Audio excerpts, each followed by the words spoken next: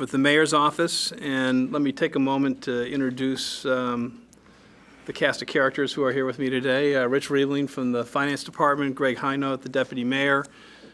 Steve, I'll ask you to introduce yourself in a moment. I have just a couple of words to say to begin the process.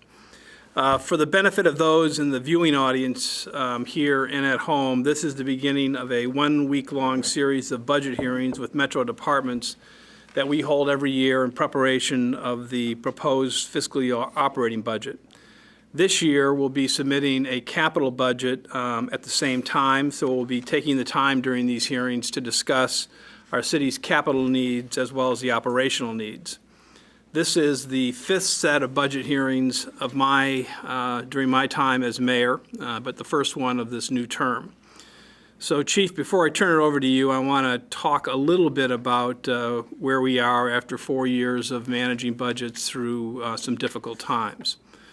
Everyone is well aware that the economic recession has forced cities, including Nashville, to make hard decisions about their budgets.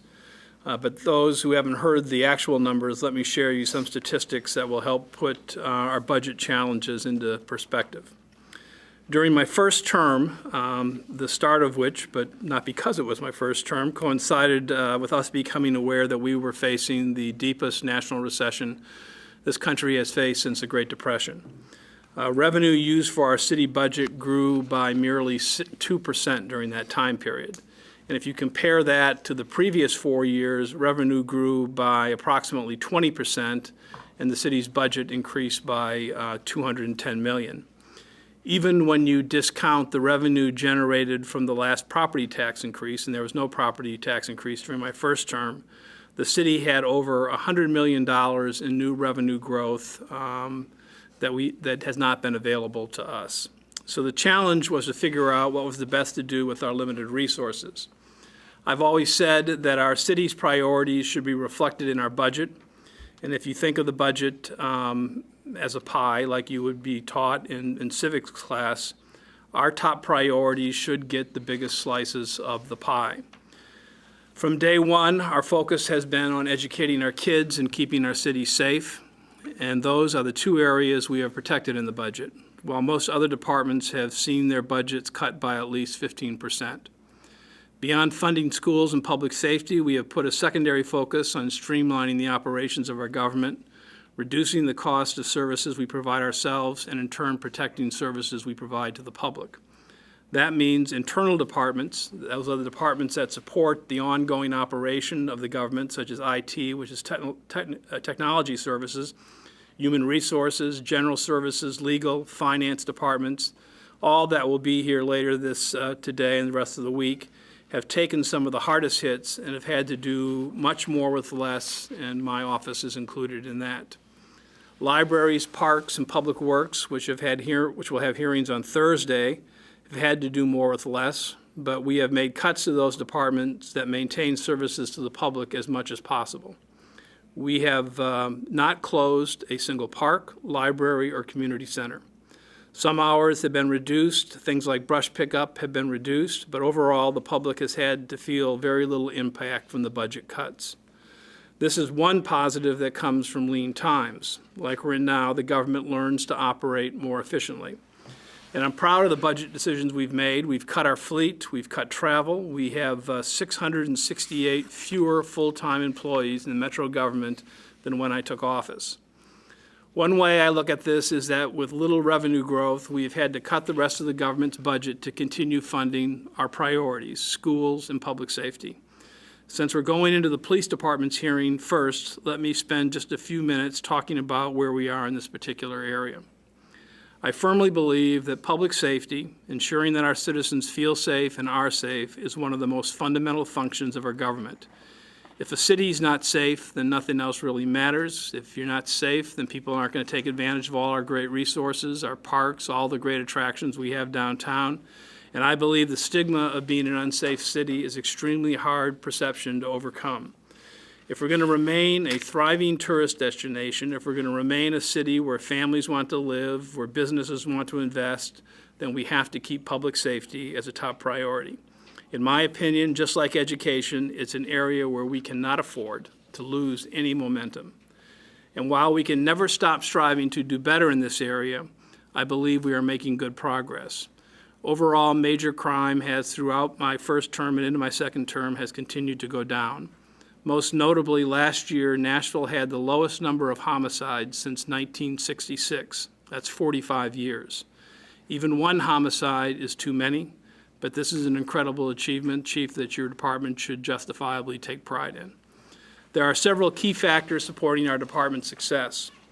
Number one, we now have the largest number of sworn police officers in our city's history and remain aggressive about recruiting and training new officers to keep up with attrition. For those who don't remember, when I came into office, one of the major issues our police department was facing was understaffing, which was putting a strain on our officers and our ability to properly patrol all areas of the city. In fact, it had been quite some time since the department had been fully staffed, meaning funding was not there for positions. But the positions simply were not being filled. And so as I took office, I instructed the department to make recruitment a top priority. By July of 2009, we met our goal, and for the first time in 5 years, the department was fully staffed. Then the department, with my full support and the support of the Metro Council, applied for and received a federal COPS grant to add an additional 50 sworn officers to the department. Chief, I'm sure you'll talk about this in greater detail, but that grant ends this year.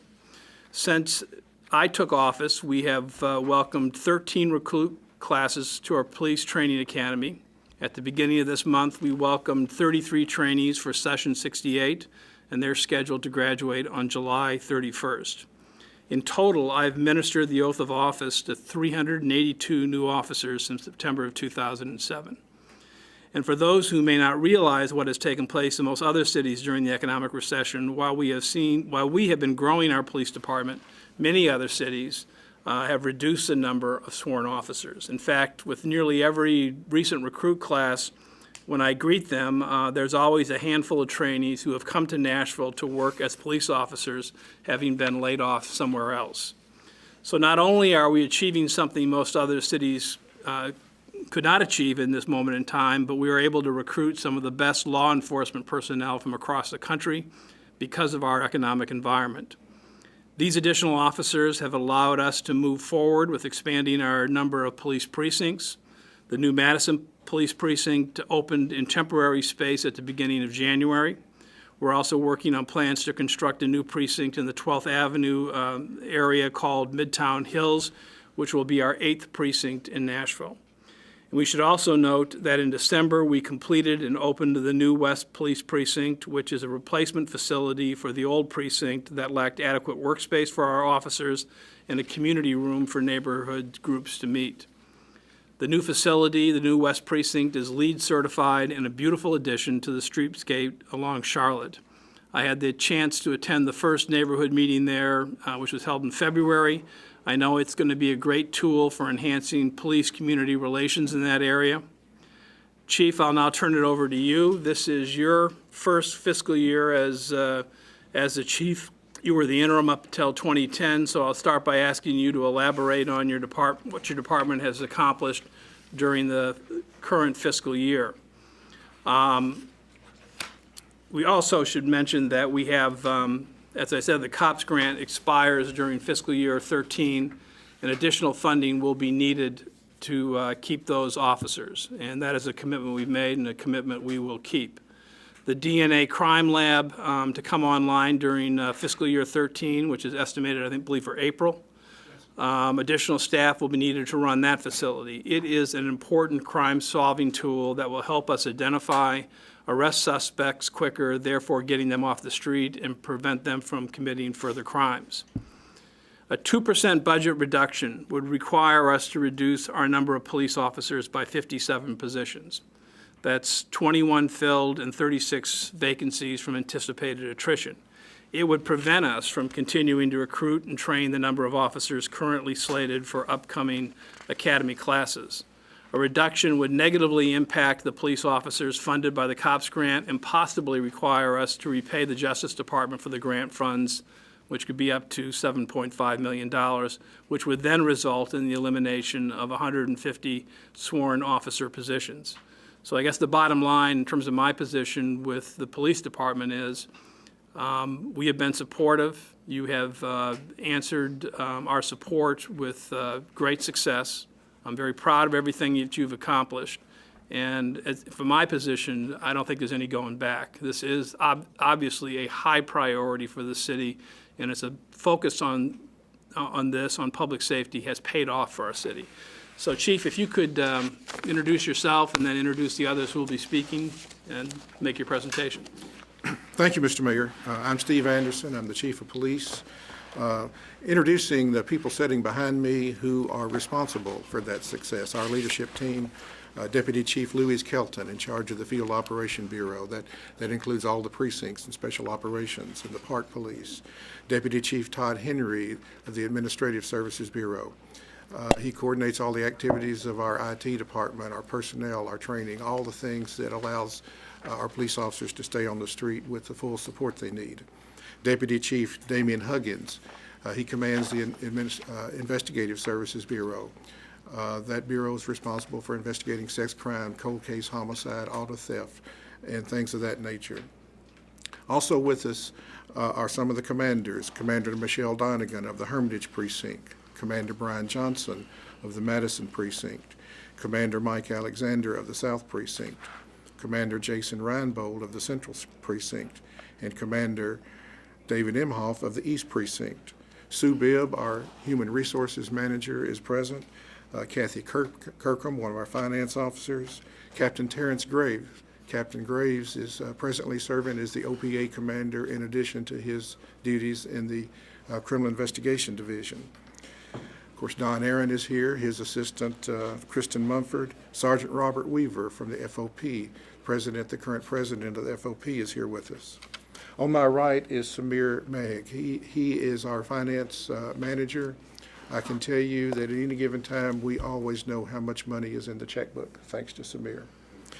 On my left, Ray DePriest.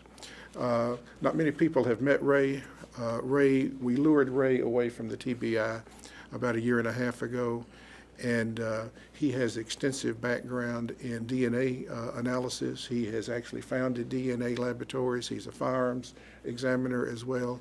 He is our crime laboratory manager.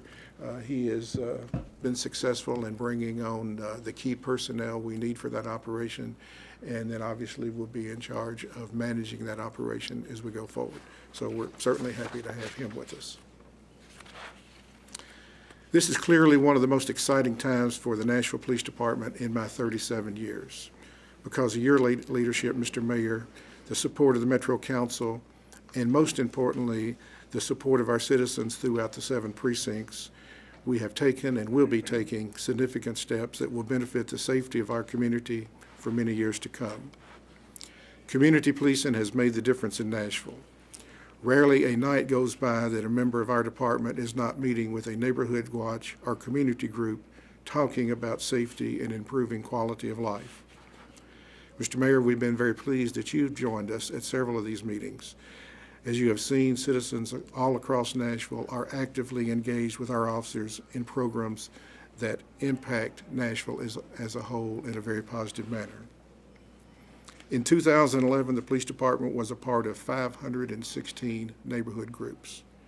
This is the highest number that we have ever had in the history of the police department. We collectively attended 1,430 meetings. This is an average of more than 4 a day. This is grassroots policing. The credit for success in tying our neighborhoods all together goes to our precinct commanders. They set the tone for the hundreds of officers who patrol our streets daily. They implement enforcement strategies tailored to the individual neighborhoods. They are essentially the chiefs of police for each of their respective areas. They have certainly lived up to that expectation and responsibility. I'm very proud of them, very proud of the work they've done.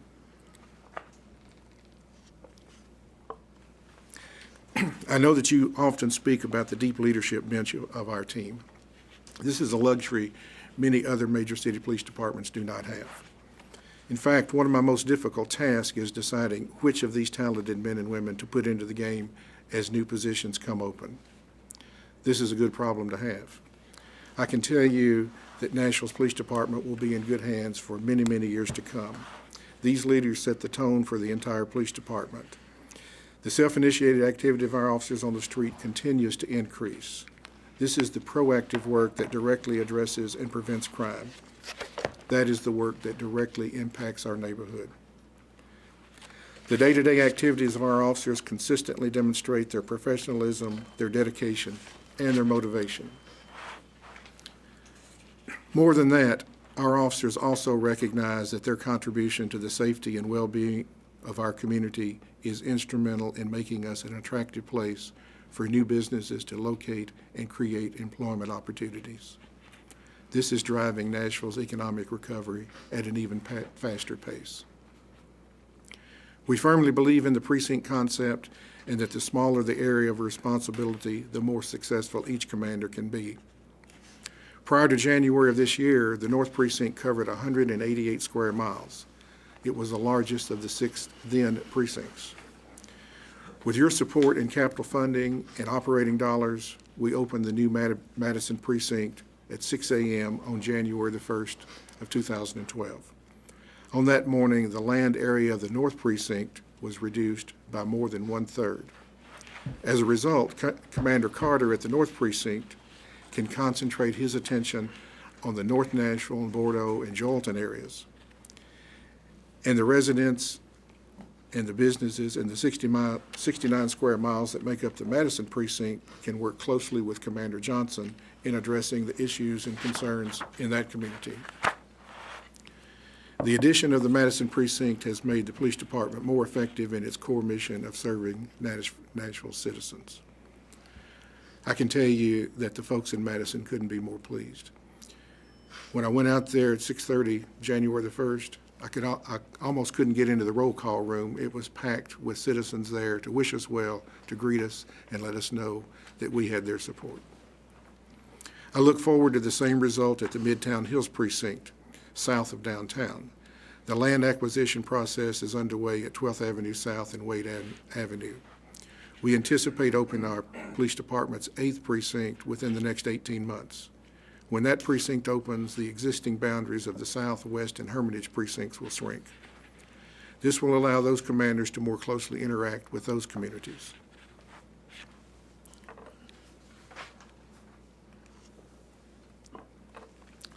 Speaking of police facilities, we are so proud of the new West Precinct that we opened at 5500 Charlotte in December of last year. This facility has already proven to be a significant asset to both the police department and the West Nashville community. Neighborhood groups are using the precinct auditorium for meetings, and our West detectives now have ample workspace to do their job. The detectives no longer have to go outside and use their cell phones to talk confidentially to witnesses and to victims. They can now do it in those new facilities. We thank you for making this state-of-the-art building a reality. The men and women assigned to the West Precinct are most appreciative. The police department takes the commitment of financial responsibility very seriously. In carefully analyzing our needs for the upcoming fiscal year, we are requesting an increase to our budget of $8.2 million.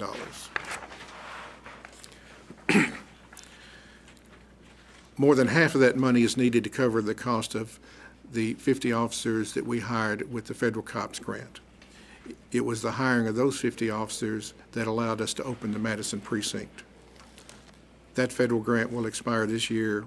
We want to keep those officers on the street and in our neighborhoods. As I talk about these officers, I must note that our shared commitment to a fully staffed police department is making a real difference in Nashville's neighborhood. Your wisdom in allowing us to continue with our aggressive hiring program and filling our vacancies as they occur has allowed the police department to keep pace with Nashville's growth. We have 2 classes of trainees at the training academy at the present time. We will begin another class in July. Our budget increase request includes a $960,000 line item to cover the training costs for the 3 recruit classes that we will hire during the next fiscal year. A fully staffed police department is also helping us keep crime in check. Overall, major crime last year was nearly 10% below the average for the last 5 years and about 2% below the 2010 level. You mentioned the murder total a few minutes ago. While certainly the police department has a role in reducing homicides in the city, so does the community. I cannot say enough about the critical and tremendous support we receive from the clergy all across Nashville. Our partners in the clergy mentor troubled youth, assist grieving families at the scene of tragedies, and are also working with us on a gun buyback program. These ministers who work with us day in and day out during all hours of the day and night are instrumental to our success. I can't tell you how valuable it is to be able to call across the city and talk with ministers, summons them to the scene of crime events, seek advice for them, seek input from the community. They're very, very valuable to our operation.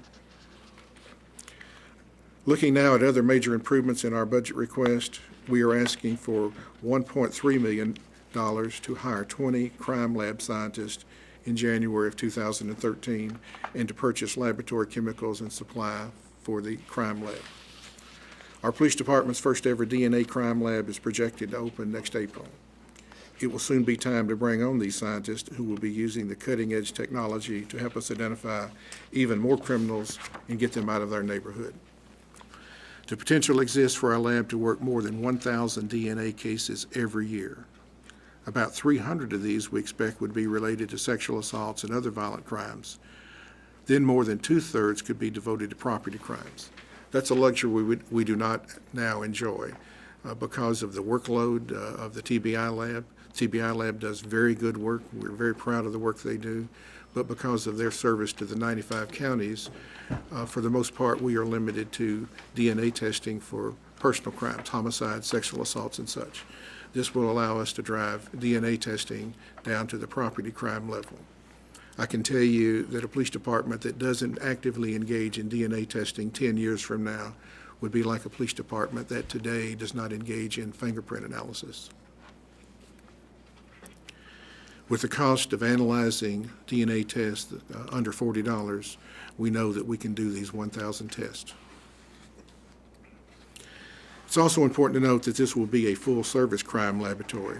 Firearms identification, toxicology, fingerprint analysis are some of the services this lab will supply. As an example, toxicology, presently it's 6 to 8 weeks to receive a toxicology result when we have a vehicle homicide or a DUI. So we think we can turn these tests around in about a week. It's often said that justice delayed is justice denied. So this will allow the district attorney to make more informed decisions on the front end of the case, allow the prosecution of the case to go forward as witnesses are readily available.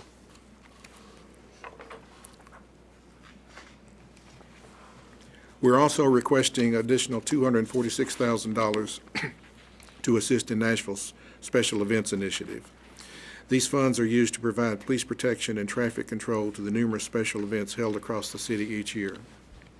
As you're aware, this program was created many years ago so that our service to the community would not be disrupted as we brought officers in to provide police protection and traffic control at these special events. As a part of Nashville's growth, the special events requiring additional police resources continue to increase and expand each year. Examples include the New Year's Eve Bash, the Country Music Association Music Fest, the 4th of July celebration, and the Country Music Marathon. Mayor Dean, thanks to your priorities and support, the backing of the Metro Council, and the confidence of Nashville citizens, the police department and our public safety mission have a very promising future. As you remarked to a packed community meeting of Creve Hall residents just last Thursday night, Nashville's best days are just ahead of us. We are excited about the remainder of 2012 and the years ahead. Thank you for all you do for the men and women of the Metropolitan Nashville Police Department. We are looking forward to the challenges of this next fiscal year. Thank you. Thank you. Thank you. Chief, could you talk a little bit about, there has been a significant decrease over time in local crime, and I guess the most dramatic statistic we've already talked about is in the area of homicides. Can you talk about whether this reduction can be traced to any specific police techniques, or what would you give the credit to? Well, the credit goes to the men and women sitting behind me, the leadership of this department, and specifically the precinct commanders. As I said, they set the tone for what the men and women out on the street do every day. I can tell you that the men and women out on the street are actively engaged in self-initiated, proactive police work every day. The commanders adjust their resources to the neighborhoods where that need exists. We don't have to tell our officers what work to do. They're very eager to do it. So our community policing, our interaction with the community, our actively engaging any person on the street that appears to be engaged in criminal activity. Part of our process, the CompStat process, where we look every week in detail at each neighborhood and what's going on in that neighborhood and adjusting our resources accordingly. I think the community, taking note of what we're doing, is willing to become more and more actively involved. Our neighborhood groups grow each year. So all of that together, I mentioned the clergy earlier, using to Nashville's advantage the resources that the men and women of the Nashville clergy have available to them, their congregations, their knowledge of the community. They're willing to walk into the scene of tragedies and do things that frankly might prevent retaliation and additional crimes. All of that together is what is responsible for our success. Well, I can testify that when I meet fairly regularly with different neighborhood leaders to discuss how things are going, and not everything is perfect in the city, but the area that I get the most uniform compliments about the way the city is being run right now is the police department and their interactions with neighborhoods. Neighborhood leaders are incredibly thankful and incredibly positive about the relationship with the police department, and that's uniform across the city, which is a really positive thing. And I'm happy to hear your cooperation with and requests you've made to ministers to help. It's definitely a resource in the community that we have a lot of in Nashville, and they play a key role in understanding neighborhoods and understanding how crime can be prevented. So I would encourage you to keep doing what you're doing and reaching out to the faith community here, because it's a huge part of Nashville. How do you determine, talk a little bit about how you determine the staffing and resources needs for the DNA lab? I've got Ray here with me. Ray DePriest, as I said, he has an extensive background both with the TBI and private industry.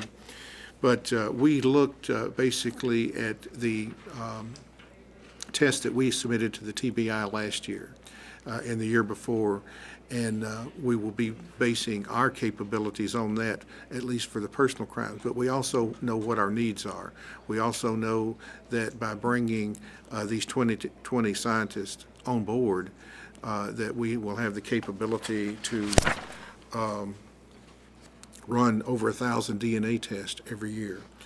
We can run 2,500 drug analysis tests.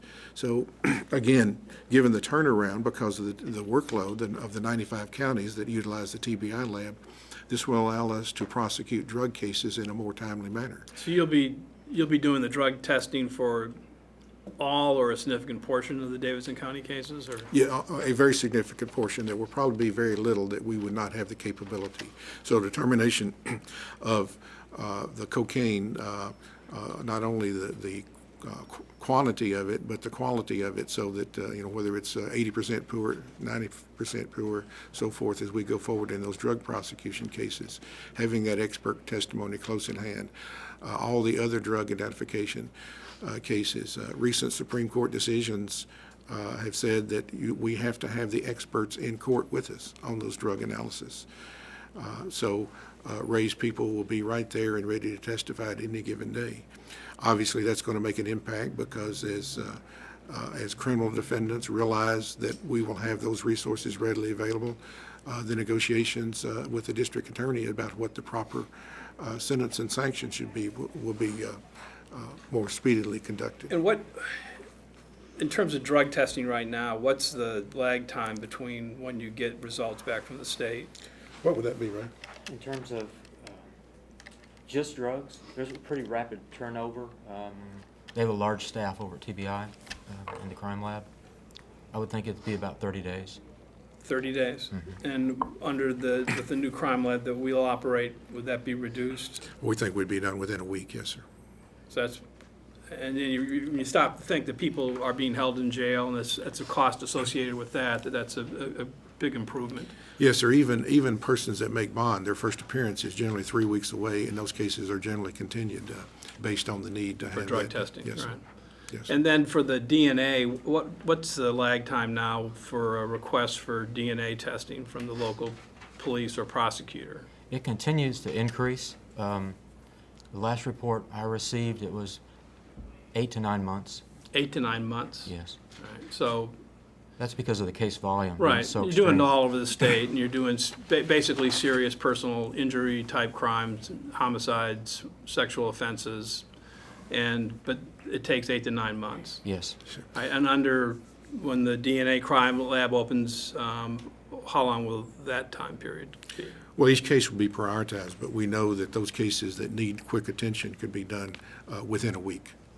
Okay. And And then the other thing, we talked about this before, because it was, one of the key events that occurred in Nashville that underscored the importance of having DNA available for personal property crimes. I mean, personal property crimes include things such as auto burglaries, auto thefts, and burglaries. And burglaries are, classified as property crimes, but they're in many cases very personal, because obviously it's the closest invasion in anyone's life that most people will ever experience.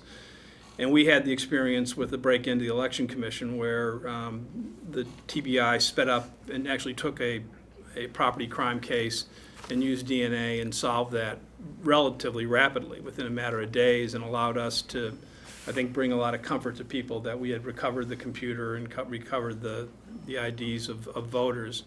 Right now, we're not doing much with personal property crime DNA analysis. Is that right? Very little. In order to just keep the TBI from being completely swamped, a process was initiated a few years back wherein the district attorney for each judicial district has to look at a request from a law enforcement agency and actually make the request to the TBI. So no, the TBI cannot conduct those tests without the approval of the district attorney. And from time to time, we see the need on a property crime case, like the Election Commission case. But if we can drive in Nashville, our DNA testing down to property crimes, we know that we can not only solve crimes, we can prevent future crimes. As you pointed out, residential burglary is by definition a property crime. But it's very personal, very, very personal. It's very personal to the people involved. It's someone entering their home, rummaging through their belongings, taking personal items. But simple things like touching anything, taking a cold drink out of the refrigerator and drinking part of it, anything that is touched is ripe for DNA analysis. If you remember, over the past years, the wooded rapist terrorized the South Nashville neighborhoods and has now been convicted of multiple events. On one of those events, something as simple, he picked up a tool in a garage and pried open a door. And our technicians were able to obtain a DNA sample from that tool by just merely touching it. And that was instrumental in tying that perpetrator to that crime. So by driving DNA analysis down to property crimes, a typical burglar, we very well may apprehend him the first time, maybe, but most often there are multiple events, multiple burglaries occur before we can apprehend them. 20, 30, 50. Our detectives sometimes ride around with a burglar that they have apprehended and has agreed to cooperate. Quite frankly, sometimes they have committed so many residential burglaries they can't remember all of them. They can't identify the houses. So not only can we apprehend criminals through the DNA data bank and DNA analysis, we can prevent those future crimes. So hopefully we could catch that person on the first or the second or the third burglary as opposed to the 10th or 20th, and then we'll prevent the next 10 or 20. Yeah. You mentioned, I thought you explained it well, we've added one additional precinct right now with the Madison facility being opened in a temporary location, well, at the right location, but temporary headquarters. And then we're going to open another one in the 12th Avenue area. They have a positive effect on police coverage throughout the city. In the North Precinct, which is a very large precinct, by opening the Madison precinct, you reduce the coverage there by about a third, is that? About a third, 69 square miles. So 69 square miles is taken out of the North Precinct, and the North Precinct is able to offer even better services to that area of the county, in addition to enhanced coverage that you get in Madison. And then by opening the Midtown Precinct, that will see a similar reduction, or maybe not that quite those numbers, but it will receive a reduction for the other precincts too. Yes, sir. The mission of the precinct commanders is to interact closely with the community. In the community groups, we know that that's the key to our success. So the smaller the geographical area, the more closely they can interact with those neighborhoods. So opening the Madison precinct, it took a tremendous burden off of Commander Carter, and he can. He's not on Easy Street right now. But No. see him. He has his work cut out for him, yes, sir. But opening the Madison precinct allowed him to concentrate more closely with North Nashville, Bordeaux, Joelton, and relieved him the responsibility of traveling to the Madison and Rivergate area. Likewise, when we opened Midtown Hills, Commander Pardue out at the West Precinct, and Commander Alexander at the South Precinct, and Commander Donegan at the Hermitage Precinct will see their geographical area shrink, and then they can more closely interact with those community groups. So that cooperation, I would like to say, I hope to say when we come back this time next year, that we'll have 600 neighborhood groups, because that, again, we recognize that's the key to our success, the community assisting us in law enforcement. Yeah, I think another thing that's worth mentioning is that the work of the police department really does help neighborhoods function as neighborhoods, because it is probably the most cohesive way in which neighborhoods are able to organize, and it gives them a real function. I mean, I know in my own neighborhood, my neighborhood group does a great job of relaying communications from the police department to everybody who lives in my neighborhood, and it's sort of a unifying factor that helps with neighborhood identity. So that's a great thing. Rich?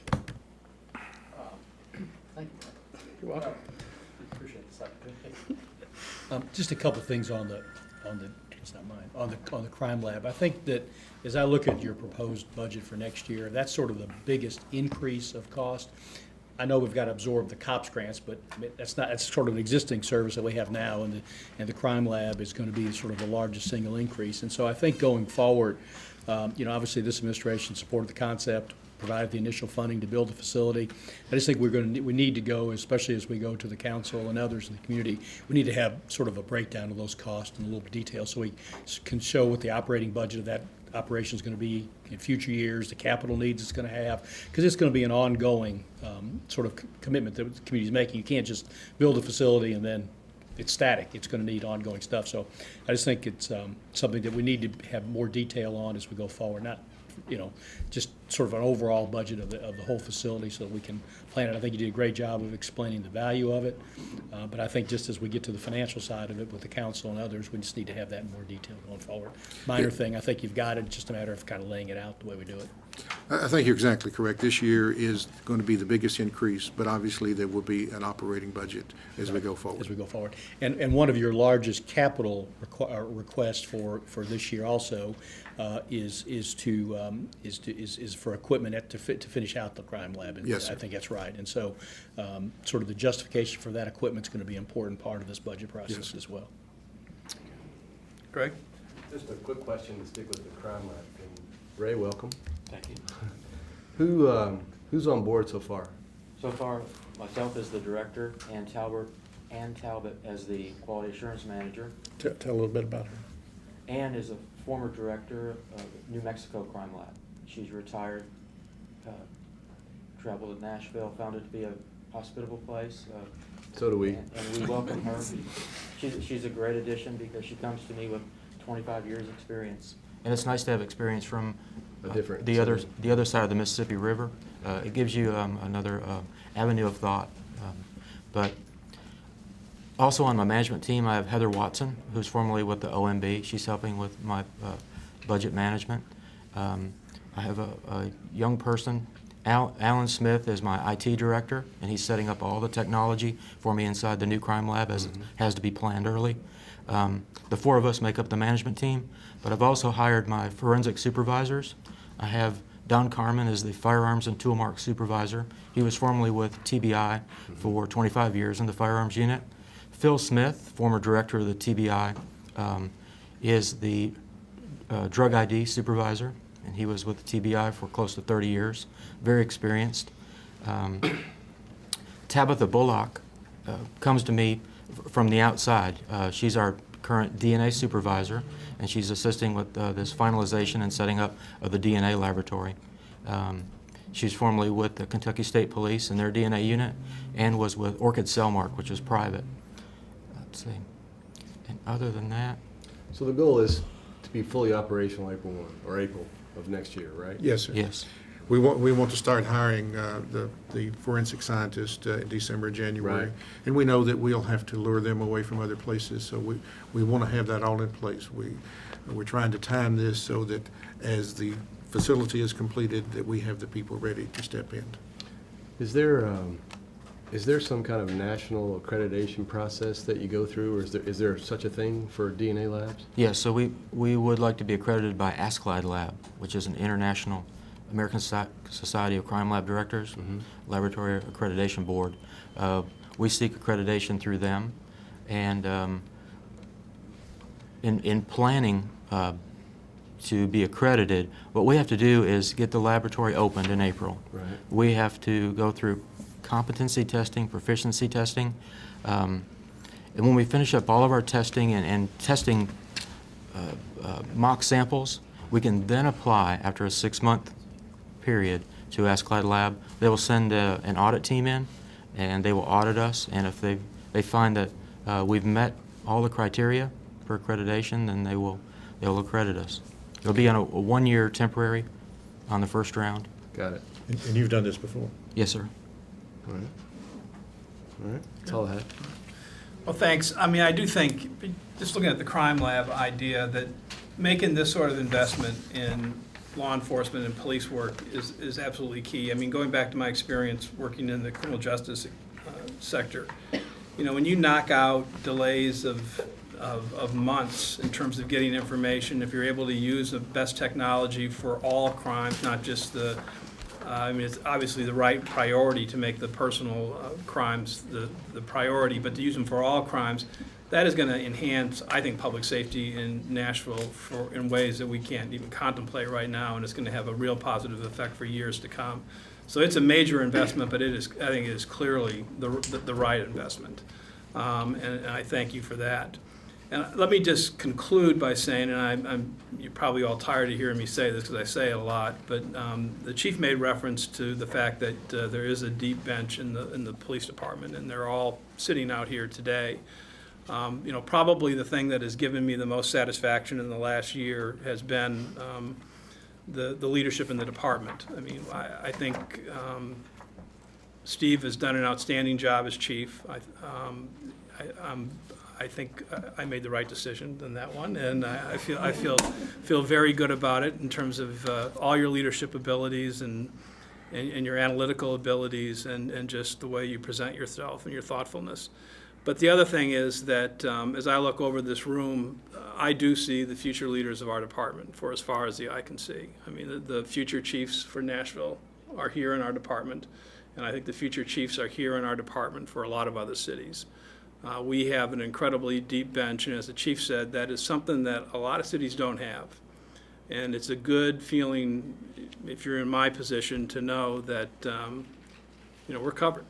And I think the citizens are very, very thankful for the work you do. I know I am. So, good work. Well, having these men and women behind me is a good feeling for me also. Thank you. Good job. Thank you.